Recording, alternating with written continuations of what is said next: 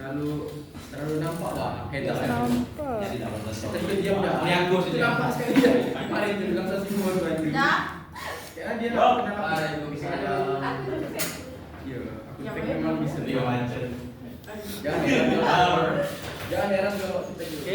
Akhirnya aku hai sih. Sama Besti. Untuk najis tak?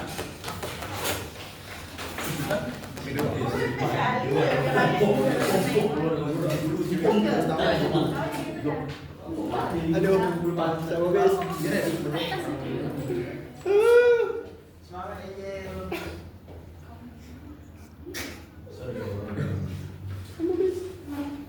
Assalamualaikum warahmatullahi wabarakatuh.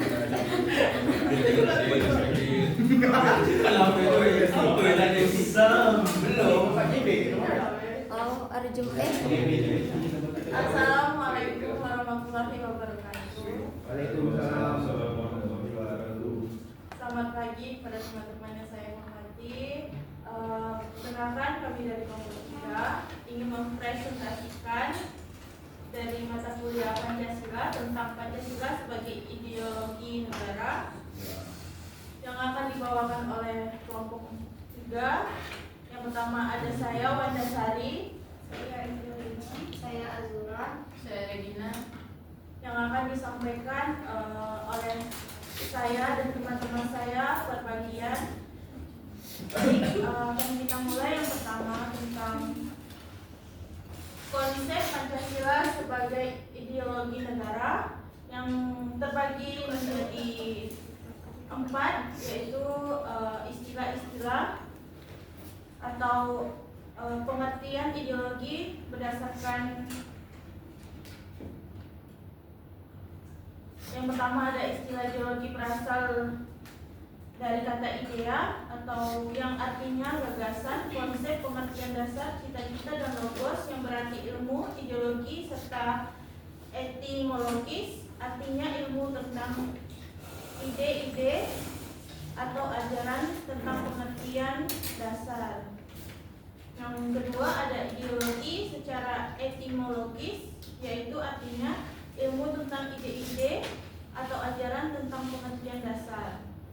Dan yang ketiga dalam KBBI atau Kamus Besar Bahasa Indonesia, yaitu artinya ideologi didefinisikan sebagai kumpulan konsep bersistem yang dijadikan asas pendapat yang memberikan arah dan tujuan untuk keberlangsungan hidup. Dan juga ideologi juga diartikan sebagai cara berpikir seseorang atau suatu golongan. Ideologi dapat diartikan paham, teori, dan tujuan yang merupakan satu program sosial politik. Dan yang terakhir ada ideologi diartikan. Dalam pengertian tersebut, Anda dapat menangkap beberapa komponen penting dalam sebuah ideologi, yaitu sistem, arah, tujuan, dan berpikir, program sosial dan politik. Kemudian ada urgensi Pancasila sebagai ideologi negara, yaitu Pancasila sebagai ideologi negara menghadapi berbagai bentuk tantangan. Salah satu tantangan yang paling dominan dewasa ini adalah globalisasi. Globalisasi merupakan era saling berhubungan antara masyarakat atau suatu bangsa dan masyarakat bangsa yang lain, sehingga masyarakat dunia menjadi lebih terbuka.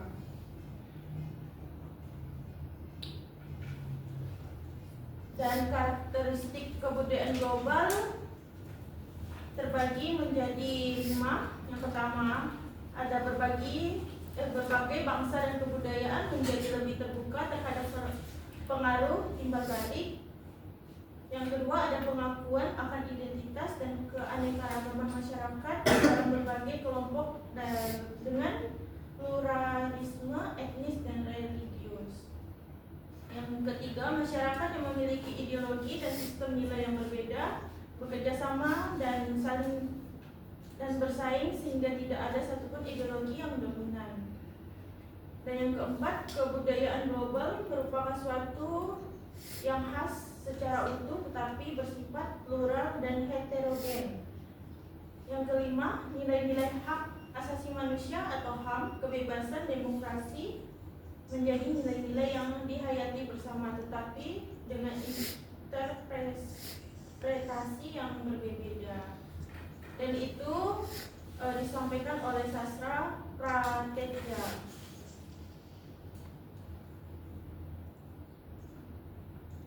Kemudian ada fase-fase perkembangan globalisasi sebagai bentuk tantangan terhadap ideologi negara. Yang pertama ada fase embrio, yaitu berlangsung di Eropa pada abad ke-15 sampai abad ke-18 dengan munculnya komunitas nasional dan terbentuknya sistem transnasional abad tengah. Yang kedua ada fase pertumbuhan, yaitu yang meliputi abad ke-18 dengan ciri pergeseran kepada gagasan negara kesatuan, kristalisasi konsep hubungan internasional, standarisasi konsep kewarganegaraan. Yang ketiga ada fase take off atau yang berlangsung dari 1870 sampai pertengahan 1920 yang ditandai dengan diterimanya konsep baru tentang negara kebangsaan, identitas dan kepribadian nasional, mulai masuknya negara-negara non-Eropa ke dalam masyarakat internasional. Dan yang ketiga fase perjuangan hegemoni, yaitu yang dimulai tahun 1920 sampai dengan pertengahan 1960 yang ditandai dengan meningkatnya konflik internasional dan ideologis seperti kapitalisme, sosialisme, fasisme, dan nazisme, dan jatuhnya bom atom yang menggugah pikiran tentang masa depan manusia yang diikuti terbentuknya Perserikatan Bangsa-Bangsa atau PBB. Dan yang terakhir ada fase ketidakpastian, berlangsung dari tahun 1960 sampai 1990 yang ditandai dengan munculnya gagasan dunia ketiga, proliferasi nuklir, konsepsi individu menjadi lebih kompleks, hak kewarganegaraan semakin tegas dirumuskan, berkembangnya media global yang semakin canggih. Dan kemudian tentang presentasi akan dilanjutkan oleh Enjoy.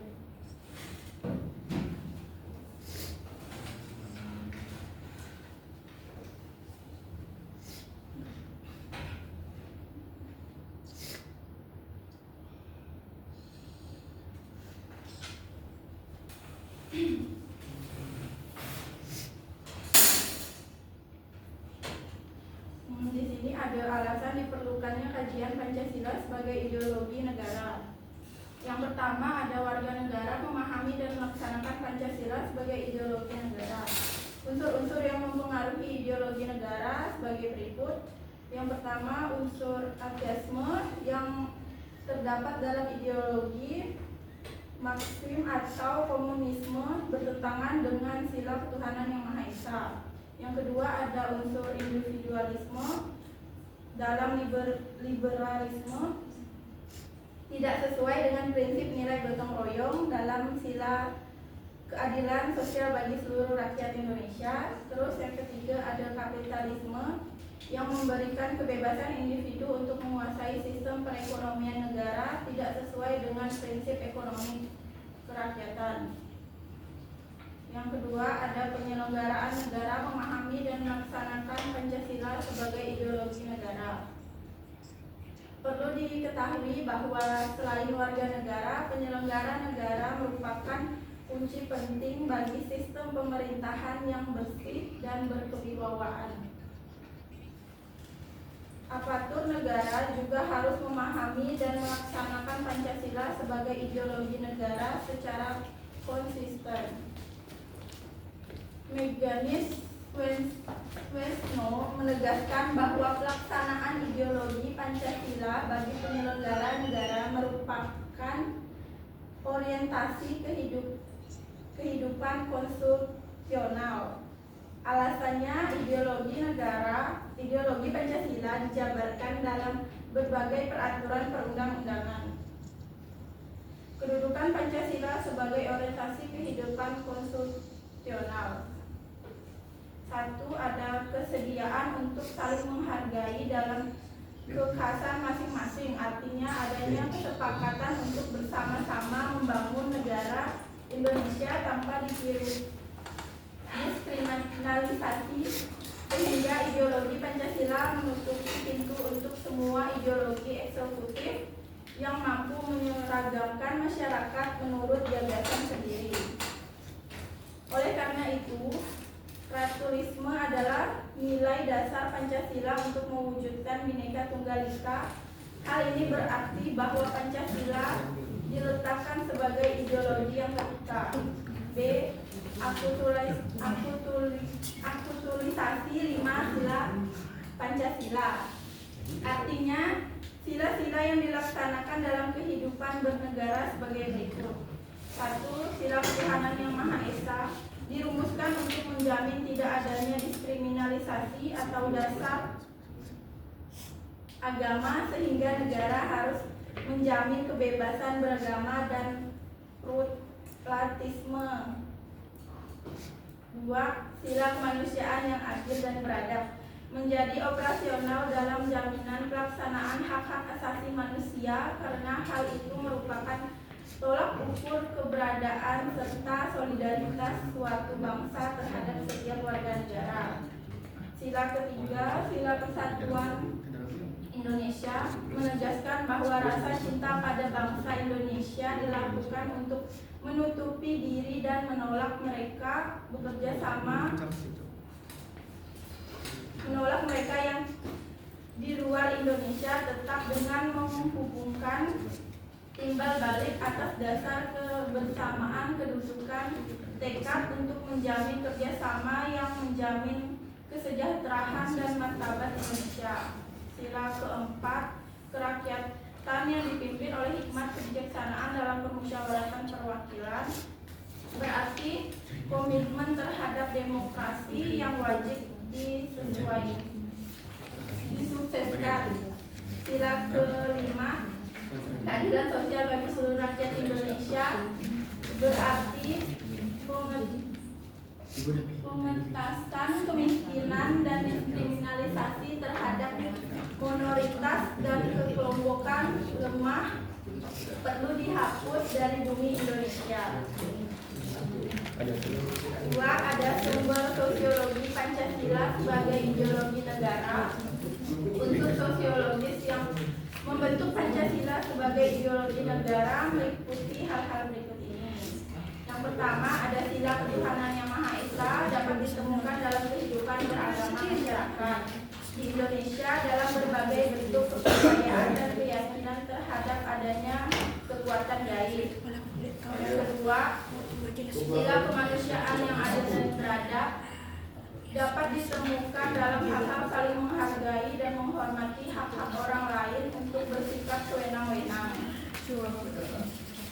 Yang ketiga, sila persatuan Indonesia dapat ditemukan dalam solidaritas, rasa setia kawan, rasa cinta tanah air yang berwujud dan mencintai produk dalam negeri.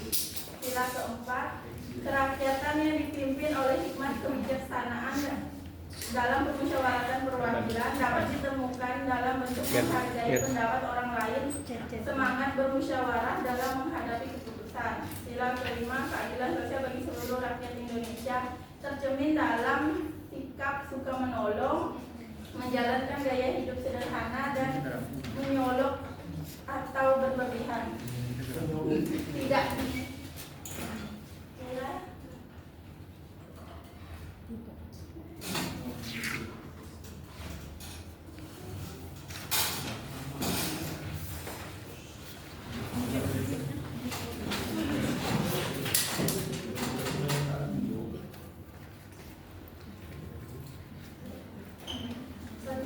Menggali sumber historis, sosiologis, politis tentang Pancasila sebagai ideologi negara. Sumber historis Pancasila sebagai ideologi negara. Pancasila sebagai ideologi negara dalam masa pemerintahan Presiden Soekarno. Pada masa pemerintahan Presiden Soekarno Soekarno.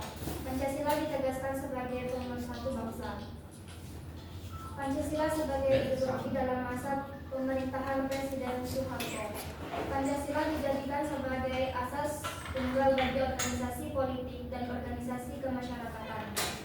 Pancasila sebagai ideologi dalam masa pemerintahan Presiden Habibie.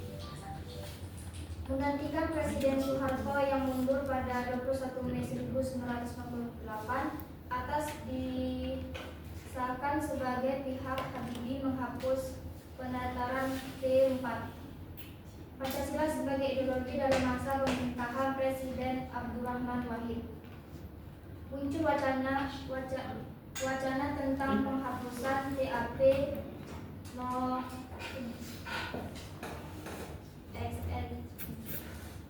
MPRS 1996 tentang pelanggaran PKI dan penyebar luasan ajaran komunisme. Yang kelima ada Pancasila sebagai ideologi dalam masa pemerintahan Presiden Megawati. Pada masa ini Pancasila sebagai ideologi semakin kehilangan formalitasnya dengan disahkannya Undang-Undang SISDIK-NAS Nomor 20 Tahun 2003 yang tidak mencantumkan pendidikan Pancasila sebagai mata pelajaran wajib dari tingkat sekolah dasar sampai perguruan tinggi. Yang keenam ada Pancasila sebagai ideologi dalam masa pemerintahan Presiden Susilo Bambang Yudhoyono SBY. Presiden SBY mendatangi Undang-Undang RI Nomor 12 Tahun 2012 tentang pendidikan tinggi yang mencantumkan mata kuliah Pancasila sebagai mata kuliah wajib pada pasal 35 ayat 3. Yang kedua, sumber sosiologis Pancasila sebagai ideologi negara.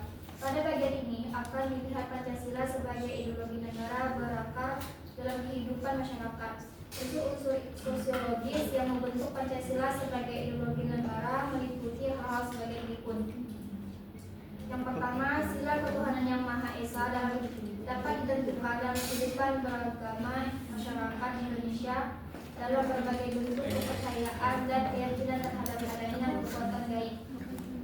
Yang kedua, sila kemanusiaan yang adil dan beradab dapat ditemukan dalam hal saling menghargai dan menghormati hak orang lain, tidak bersikap semena-mena.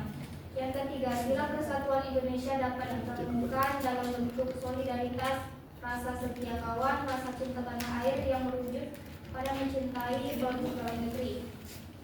Yang keempat, sila kerakyatan yang dipimpin oleh hikmat kebijaksanaan dalam permusyawaratan dan perwakilan dapat ditemukan dalam bentuk menghargai pendapat orang lain, semangat musyawarah dalam mengambil keputusan.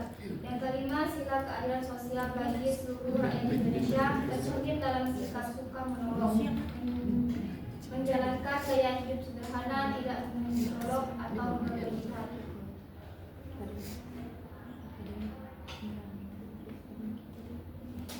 Yang ketiga, sumber politis Pancasila sebagai ideologi negara. Pada bagian ini, mahasiswa diajak untuk melihat Pancasila sebagai ideologi negara dalam kehidupan politik di Indonesia. Unsur-unsur politis yang membentuk Pancasila sebagai ideologi negara meliputi hal-hal sebagai berikut. Yang pertama, sila ketuhanan yang Maha Esa diwujudkan dalam bentuk semangat toleransi antarumat beragama. Yang kedua, ada sila kemanusiaan yang adil dan beradab diwujudkan penghargaan terhadap pelaksanaan hak asasi manusia atau HAM di Indonesia. Yang ketiga, sila persatuan Indonesia diwujudkan dalam mendahulukan kepentingan bangsa dan negara daripada kepentingan kelompok atau golongan, termasuk partai.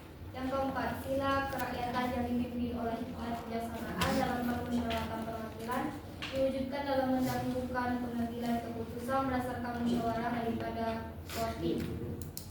Yang kelima, sila keadilan sosial bagi seluruh rakyat Indonesia diwujudkan dalam bentuk tidak menyalahgunakan kekuasaan,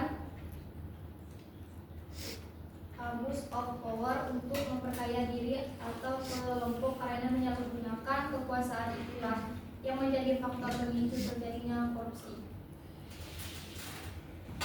Selanjutnya akan dilanjutkan oleh Regina.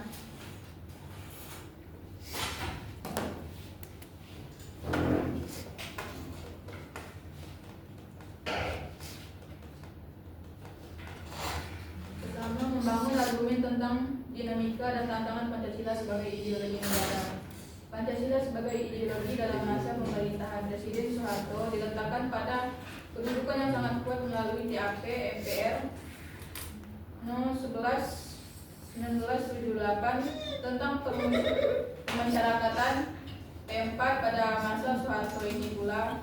Ideologi 133-134 Pancasila menjadi asas tunggal bagi semua organisasi politik atau orpol dan organisasi masyarakat ormas. Pada masa era reformasi, Pancasila sebagai ideologi negara mengalami pasang surut dengan ditandai beberapa hal, seperti enggannya para penyelenggara negara merencanakan tentang Pancasila, bahkan berujung pada hilangnya Pancasila dari kurikulum nasional. Meskipun pada akhirnya timbul kesadaran penyelenggara negara tentang pentingnya pendidikan Pancasila di perguruan tinggi.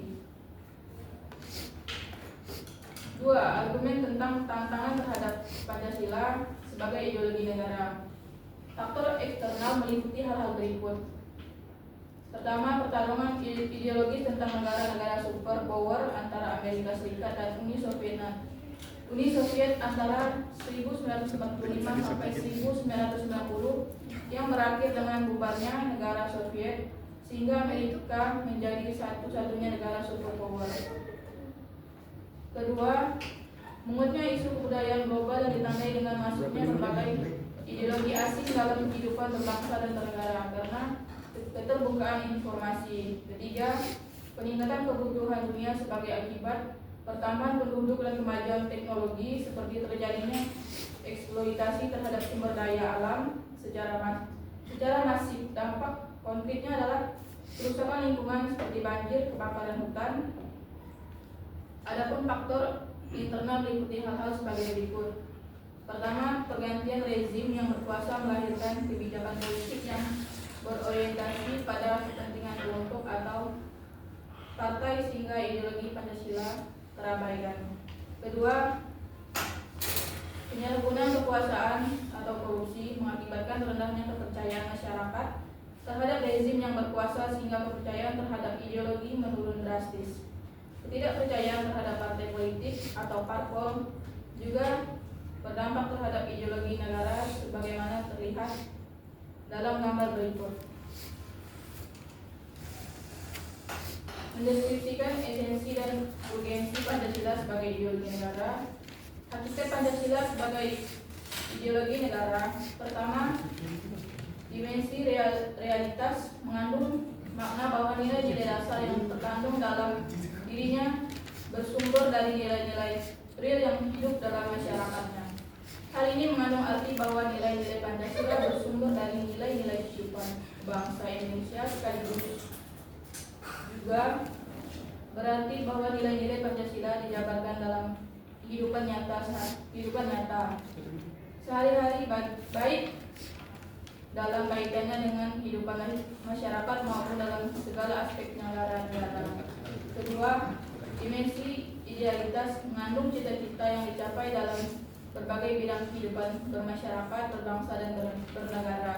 Ketiga, dimensi fleksibilitas mengandung relevansi atau kekuatan yang merangsang masyarakat untuk mengembangkan pemikiran-pemikiran baru tentang nilai-nilai dasar yang terkandung di dalamnya. Urgensi Pancasila sebagai ideologi negara. Pertama, ideologi negara sebagai penuntun warga negara. Artinya, setiap perilaku warga negara harus didasarkan pada refleksi moral. Oleh karena itu, perlukan norma-norma penuntutan yang lebih jelas, baik dalam bentuk persuasif, imbauan maupun penjabaran nilai-nilai Pancasila ke dalam produk hukum yang memberikan rambu yang jelas dan hukum yang setimpal bagi pelanggarnya. Kedua, ideologi negara sebagai penolakan terhadap nilai-nilai yang tidak sesuai dengan sila Pancasila. Hal ini bertentangan dengan toleransi berkeyakinan, hak asasi manusia, dan semangat persatuan.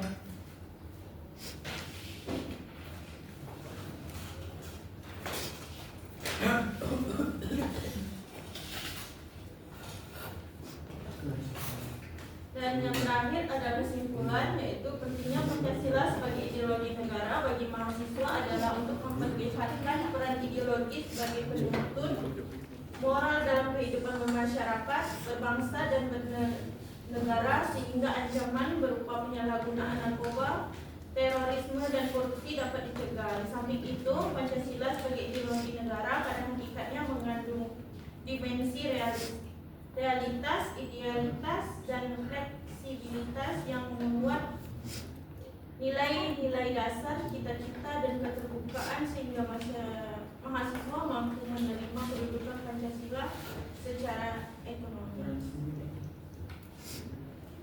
Dan hanya itu yang dapat kami sampaikan. Kurang dan lebihnya kami mohon maaf.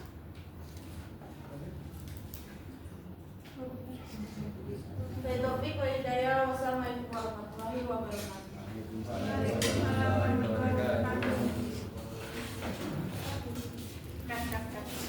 Lumayan.